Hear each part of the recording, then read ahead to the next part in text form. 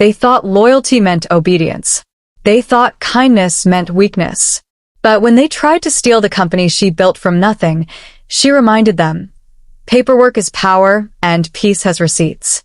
This isn't a story about shouting matches or slammed doors. It's about precision, the quiet kind that doesn't beg for validation, the kind that files, documents, and wins. Because when betrayal comes wearing your last name, you don't argue with it. You outlast it. If you've ever given too much to keep everyone else afloat, hit red heart and follow. This one's for every builder who had to become their own protection. Let's begin. This is my company now. You can leave.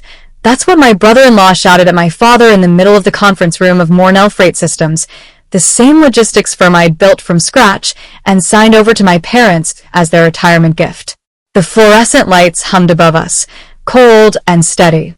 My mother's hands shook so hard the pen slipped from her fingers. My father's voice had gone quiet, that kind of silence that isn't peace but surrender. My sister leaned back in her chair, smiling like she'd just won a game none of us knew she was playing. I stood by the doorway, still holding the gift bag I'd brought for Dad, a leather planner engraved with Founder. The room smelled like burnt coffee and betrayal. I didn't yell. I didn't even blink. I just smiled once and said something that made the entire room go still. They thought they'd taken everything. They had no idea what I had kept. 2 weeks earlier, everything had still felt light. The spring rain had finally washed Atlanta's skyline clean, and from the office balcony, the trucks below looked like toy soldiers marching toward purpose. For months, I'd been planning a surprise. A legal restructuring that would finally make the business theirs, my parents. They'd worked their whole lives in other people's warehouses, bent under fluorescent lights that never turned off. When I told them I wanted to take them out for brunch that Saturday, they didn't suspect anything. Mom thought I was showing off a new property. Dad wore his old work boots, just in case something needed fixing. They didn't know I was taking them to the lawyer's office.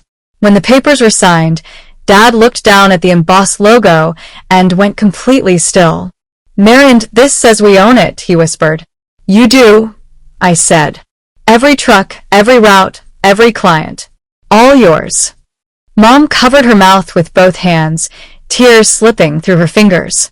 She kept saying, "You shouldn't have done this." And I kept saying, "I should have done it sooner." We celebrated that night at a tiny seafood place by the river, my father laughing so hard he snorted, my mother dancing with her shoes off. It was the first time in years I'd seen them breathe without worry lines. Before I left the office that weekend, I tucked a single note inside the top drawer of Mom's desk. Just one line. "This place belongs to your peace now." I thought it would stay that way. But peace doesn't last long in families that mistake kindness for permission. 3 days later, my sister Lydia called Mom asking for help with payroll. By the end of the week, a photo appeared on the company's social page. Lydia and her husband Marcus, standing in front of our delivery trucks, smiling like royalty. The caption read, "A new era for Mornell Freight." My stomach sank before I even finished reading it. I should have recognized the silence that followed. It wasn't gratitude. It was the calm before someone rewrites your name off the paperwork. The next Monday, my phone buzzed with messages from drivers. "Boss, are we under new management? Who's Marcus?" He changed the fuel card passwords. That's when I knew. Something had shifted. And if I didn't act fast, my parents would lose everything I had built for them. When I pulled into the lot that Monday morning, the first thing I noticed wasn't the new paint on the office doors. It was the unfamiliar SUV parked crooked across 2 spaces. Through the glass, I saw people moving around my front desk like they owned it. Inside, the smell of burnt coffee had been replaced by something worse, cheap cologne and panic. Boxes stacked along the hallway labeled "New Supplies" blocked the emergency exit.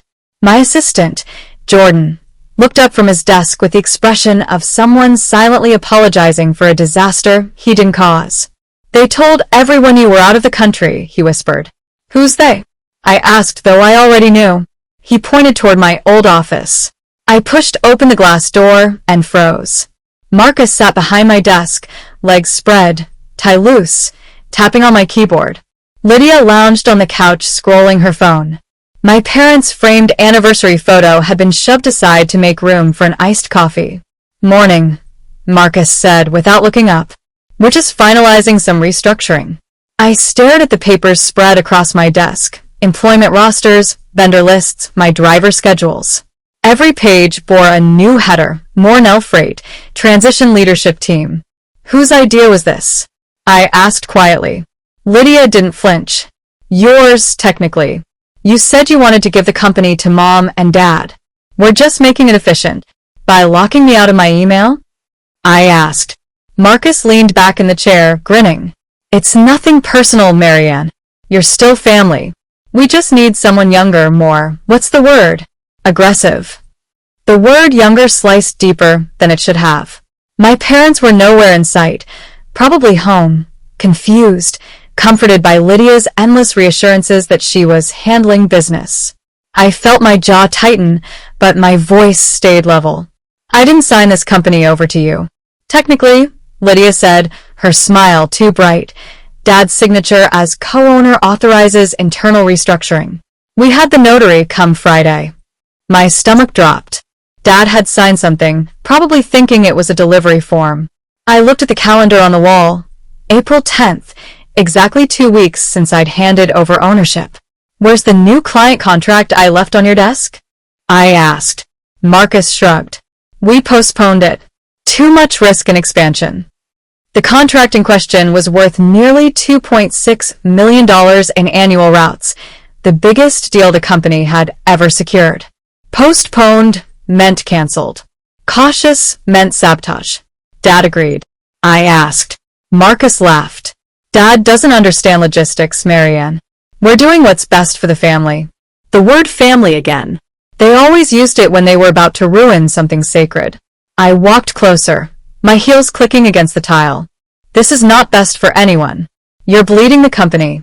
Lydia's expression hardened. "You're always dramatic. You think just because you built this, you get to control everything." I smiled then, small, deliberate. "You're right. I did build this.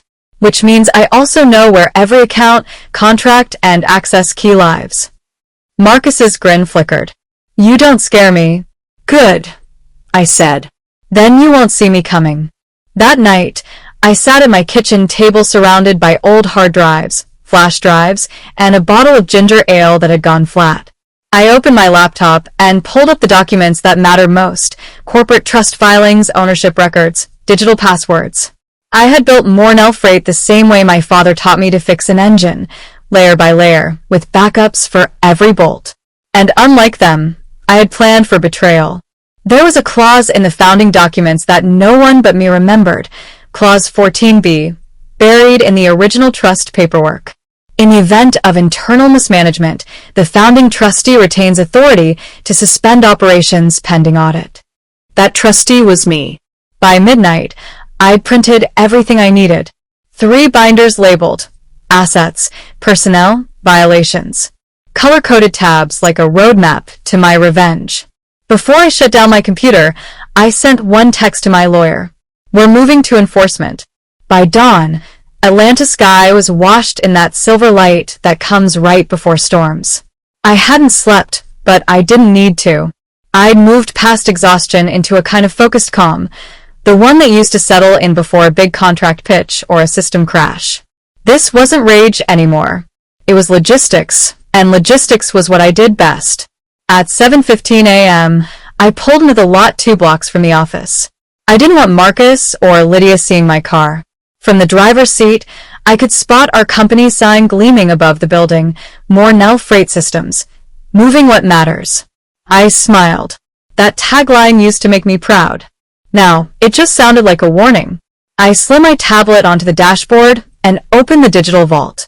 Every file I'd ever backed up, tax returns, compliance reports, proof of ownership, client communications, was there. Years of late nights reduced to a folder called Armor. I forwarded a copy of the entire archive to my attorney, Mr. Dwyer, a man so precise he ironed his receipts. The subject line read, "Urgent. Enforcement. Clause 14B activation." Then I composed another message, this one to the Department of Transportation's local compliance office. Possible violations at Mornell Freight Systems. Unauthorized operational changes under pending review. Short, factual, lethal. When I finally stepped into the office, the air was thick with false confidence. Marcus barked orders at the dispatchers. Lydia was filming a video for the company's social page, grinning with her practiced influencer smile. I walked straight past both of them into the server room. My keycard still worked. They'd forgotten to deactivate the original administrator account. Typical. I powered up the main console, typed in my credentials, and waited. Access granted. I opened the logistics control dashboard and froze operations with one click. Every truck on the grid flashed pending compliance review. In less than a minute, dispatch calls began lighting up the phones. Marcus's voice thundered from a hallway. What did you do? I turned, calm as glass. I initiated an audit. Company policy. You can't just stop shipments. I can, I said, and I did. The clause gives me authority to suspend operations if there's mismanagement. Lydia's heels clicked toward me. You're going to ruin everything. We have clients waiting. You mean the ones you undercharged to look impressive? I asked. Or the drivers you told to cut routes short to save gas? She opened her mouth, but Marcus cut in, stepping closer. You're bluffing. That clause means nothing. It means everything, I replied softly, because the bank account, payroll system, and insurance are all still under my trustee authorization. You've been operating under illusion, not ownership. For the first time since this started, Marcus's expression cracked. I walked past them, my voice steady.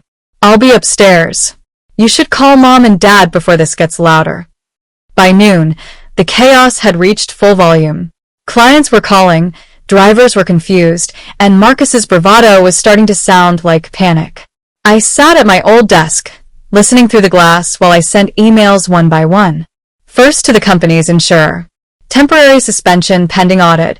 Do not authorize claims under unauthorized management. Then to our largest client. Operations temporarily paused for compliance upgrades. Expect direct contact from founding trustee. By 3 p.m., the word had spread. Something big was happening at Mornell Freight. That evening, I drove to my parents' house. Mom opened the door before I even knocked. Her eyes were swollen, her hands twisting the edge of her apron. They said you're trying to take the business back, she whispered. I'm trying to take back peace, I said. Dad was sitting by the window, silent as ever, a glass of water trembling in his hand. He finally looked at me and asked, Are they really doing this? Yes. He sighed. I signed something. Lydia said it was routine. I know, I said gently. It's not your fault. For a long moment, none of us spoke. The clock ticked in the quiet between us. Then Mom whispered, What are you going to do? Everything I should have done years ago, I said. End the cycle. That night I drafted the letters. One to the bank freezing all operational accounts. One to the state business registry invoking my trustee rights. And one to Marcus and Lydia, short and merciless. Effective immediately, your operational access is revoked. All company assets are frozen pending audit. Any continued interference will result in legal action. I signed it, Marion K., Mornell founding trustee, Mornell Freight Systems. Then I leaned back in my chair and let the exhaustion hit. They thought I would fight loud. But loud never wins in business. Paperwork does. By Tuesday morning, my inbox was full of chaos disguised as outrage. A dozen subject lines screamed the same thing. What's happening at Mornell Freight? Marcus and Lydia had wasted no time turning the story. On social media, they posted a video shot in the conference room. Marcus sitting beside my parents, Lydia crying soft, convincing tears. We just wanted to help, she sniffled. Marianne froze the business our parents depend on. We don't understand why she's doing this to her own family. The comments rolled in. Greed ruins families. She's jealous. Imagine sabotaging your parents' dream. I read every word, not with anger, but with clarity. They were predictable, loud, emotional, and sloppy. I didn't need to defend myself. The documents would do that for me. At 9:10 a.m., my lawyer called. We've filed the injunction. You'll have control reinstated within 72 hours.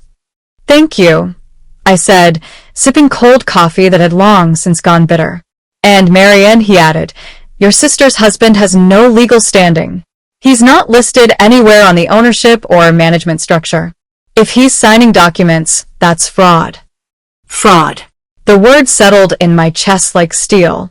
By noon, Lydia showed up at my apartment unannounced. I didn't invite her in. She stood in the hallway, wearing designer sunglasses and shaking like someone who hadn't slept. You made Mom cry, she said. She's terrified. Dad won't even eat. Because you told them I was taking everything away, I replied calmly. What I'm taking back is control, the same control you stole, while smiling in my face. Her lips trembled, but she still tried to weaponize guilt. We're family, Marianne. No, I said. We're relatives. Family doesn't plot signatures behind someone's back. She flinched like I'd slapped her. You think paperwork makes you right? It makes me responsible, I said. Which is more than you've ever been. She muttered something about lawyers and betrayal and stormed off. I let the door click shut behind her. Quiet, clean. That night, I sat at my desk again, rereading every clause of the trust. Every line felt like a map leading back to order. In the beneficiary section, there was one clause Lydia hadn't noticed, the same clause I'd written in years ago, the night I first filed the company papers. In the event that any secondary party compromises the founder's welfare, all operational rights revert to the founding trustee immediately and permanently. I smiled to myself. That's what happens when you actually read your own documents. The next morning, I went back to headquarters. Security greeted me with hesitation. We were told you weren't with the company anymore. I handed them a single sheet of paper, the injunction order, stamped and signed. You've been told wrong, I said. Inside, Marcus was pacing like a man who just realized his foundation had cracks. Unbelievable, he said when he saw me. You called lawyers on family? You called yourself CEO, I said. We all make choices. He slammed his fist on the desk. You're destroying everything. No, I said softly. I'm rebuilding it without you. Lydia was crying again, this time real tears. We were just trying to help, Marianne. Dad said he needed rest. And you decided that meant ownership, I interrupted. Rest doesn't mean replacement.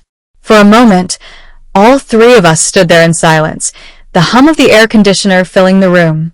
Then I placed a thick manila folder on the table between us. What's this?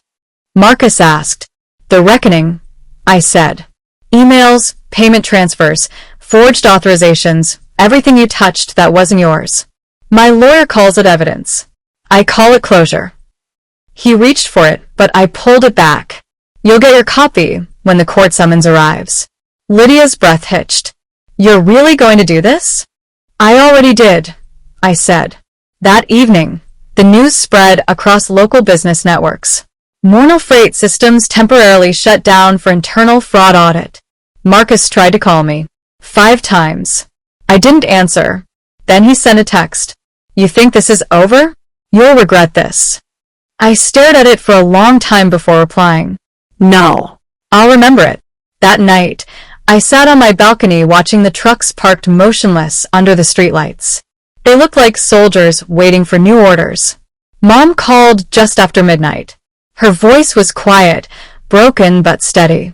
Marianne, she said, do what you have to do. We should have never let them near that office. Are you sure? I asked. I'm tired of peace that only exists when you stay quiet, she whispered. End it. Permission. The word I'd been waiting years to hear.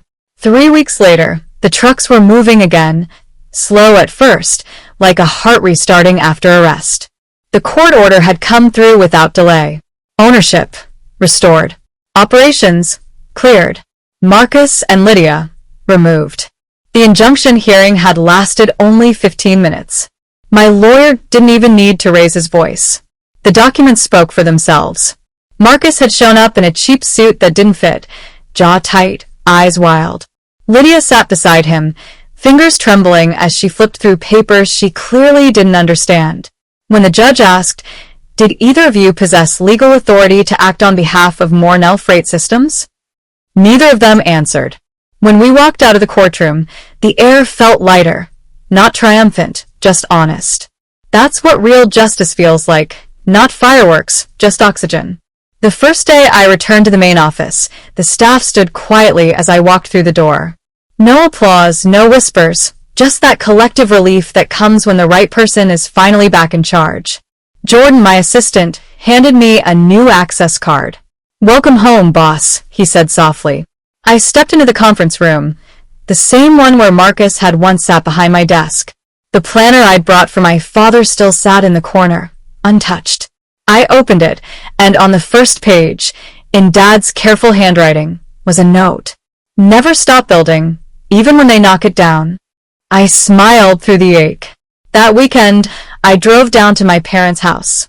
Mom was on the porch watering her flowers, a headscarf tied neatly around her curls. Dad sat beside her reading the newspaper, the headline catching sunlight across his glasses. He looked up and said, "It's quiet now." "It's supposed to be," I replied. We ate dinner together, fried catfish, collard greens, cornbread. The kind of meal that tastes like forgiveness even when no one says the word. Mom kept glancing at me like she was seeing me for the first time, like the girl who used to patch the family's broken chairs had finally grown into the woman who built the table herself. After we finished, she reached across the table, taking my hand. "I thought peace meant avoiding trouble," she said. "But you showed me it means standing up for it." I squeezed her hand gently. Peace doesn't just visit. You build it, line by line, signature by signature. A month later, the company's new trucks rolled out, glossy black with gold trim, the words Mornell Freight Systems shining across their sides like armor. The tagline had changed too. "We move what's ours." It wasn't marketing. It was truth. Lydia and Marcus had vanished from the city rumor mill. Their social pages went quiet after the court notice and the audit fines that followed. I didn't hate them. I just finally believed they didn't deserve proximity to what I'd built. That evening, I stood in the dispatch bay as the last truck pulled out. The sound of engines hummed like a heartbeat steadying itself. Jordan walked up beside me. "Feels different now," he said. "It should," I replied. "We earned the quiet." He nodded. "What's next?" I smiled. "Expansion. But this time no family shortcuts. Just structure." Later that night, back home, I opened my laptop and created a new folder on my desktop. The title read, Blueprints for Peace. Inside it, I dropped one file, a scanned copy of that old note I'd written to my parents years ago. "This belongs to your peace now." I stared at it for a long moment, then added one more line beneath it. "And peace belongs to those who protect it." I closed the lid, leaned back, and listened. Outside, the night was still. No shouting, no chaos. Just the steady hum of trucks in the distance and my parents laughing softly over the phone. Two sounds that, together, meant everything I'd fought for. When the smoke clears and the signatures dry, remember this. Sometimes the loudest revenge isn't shouting or spectacle. It's a woman sitting in her own office again, watching the lights flicker back on under her name. Because real power doesn't come from fighting chaos. It comes from building systems that outlast it. Mary Ann didn't just win her company back. She rewrote what inheritance means in a family that used to trade peace for pride. And if you've ever been the one who cleaned the mess, funded the dream, or held the silence just to keep everyone comfortable, this story was for you. Because one day, you'll stop apologizing for being prepared. And that day, that's when peace stops being fragile and finally becomes yours. If this story hit home, drop a locked in the comments to claim your peace. Follow for more stories of family power, betrayal, and the quiet kind of revenge that never needs to raise its voice.